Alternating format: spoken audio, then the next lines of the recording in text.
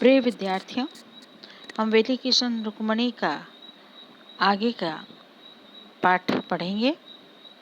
तो ये 6 नंबर का जो पद है उसकी हम आज व्याख्या कर रहे हैं। श्रीपति गुण सुमति तुझ गुण जू तवती, तारु कवण जू समुद्र तरई, पंखी कवण गयन लागी पहुँचई, कवण रंग करि मेरु करई। अब यहाँ पर कवि जो है वह कृष्ण के गुणों का गान कर रहा है और यह बताने की कोशिश कर रहा है कि कृष्ण के सिवा या कृष्ण के आशीर्वाद और कृपा के बिना इस संसार में व्यक्ति किसी भी कार्य को करने में, स्वयं कार्य को करने में सफल नहीं हो पाता है। भगवान कृष्ण के गुण विराट हैं, उनका व्यक्तित्व विराट है और उसी की ओर कवि ने संकेत किया है। श्रीपति यानी कृष्ण, गुण सुमति,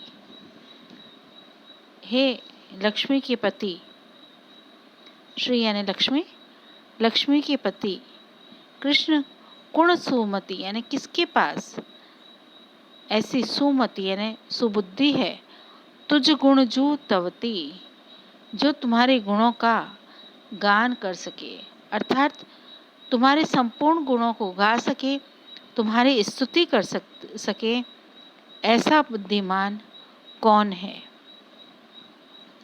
तारु कवण जू समुद्र तरई, तारु यानी तैराक, तैरने वाला, कवण यानी कौन, ऐसा कौन तैराक है जो समुद्र को पार कर ले, अर्थात इस संसार में ऐसा कौन है जो इस समुद्र को पार कर सके।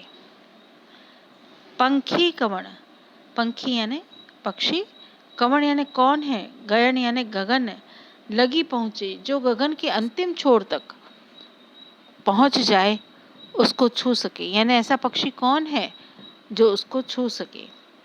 कवण रंक करी मेरु करई, ऐसा कौन दरिद्र है, गरीब है, जो सुमेरु पर्वत को हस्तगत करे। तो इस प्रकार से कवि ने इन पंक्तियों को कहकर यह बताना चाहा है कि जब कृष्ण की कृपा होती है तो व्यक्ति उनके गुणों का गान करने में समर्थ होता है। तैराक भी समुद्र को पार कर लेता है, पक्षी भी उड़ जाता है और दरिद्र भी धनवान बन जाता है। अर्थात यदि भगवान की कृपा हो तो यह सब कार्य हो जाते हैं, अन्यथा ऐसे किसकी सामर्थ्य है जो इन कार्यों को कर सके। तो यहाँ पर विशेष में यही है कि कृष्ण के गुणों का, उनकी शक्ति और सामर्थ्य का यहाँ पर कवि ने उल्लेख किया है, उसको सुंदर शब्दों में अभिव्यक्त किया है। अगला है जिमी जिनि दीध जन्म जगी मुख ही दे जीहा, कृष्ण जु पोख भरण करई, कहन तणु तिन तणु कीर्तन, श्रम कीधा विष केम सरई।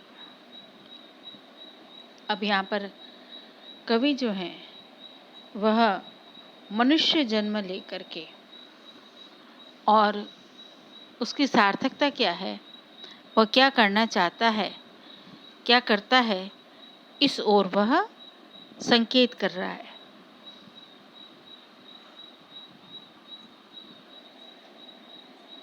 वो कह रहे हैं जिनि दीद जन्म, जिनि यानी जिस कृष्ण ने, दीद यानी दिया, यानी जन्म यानी जन्म दिया, और जन्म के साथ ही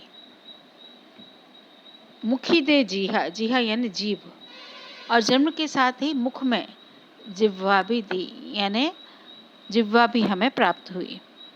कृष्ण जो पोखण भरण करई, कृष्ण यानी कृष्ण जो पालन पोषण करते हैं। पोखण यानी पोषण करना, भरण यानी भरण करना, भरण पोषण करते हैं। कढ़न तनऊ तिन तनऊ कीर्तन, उनके बारे में कहने का, उनके बारे में कीर्तन करने का। श्रम यानी परिश्रम, किधा यानी करने, विण केम सरी, सरी यानी कैसे चलेगा, कैसे काम चले। अर्थात वो कहते हैं कि कहन तनऊ तिन तनऊ कीर्तन, जिनकी कीर्ति के वर्णन का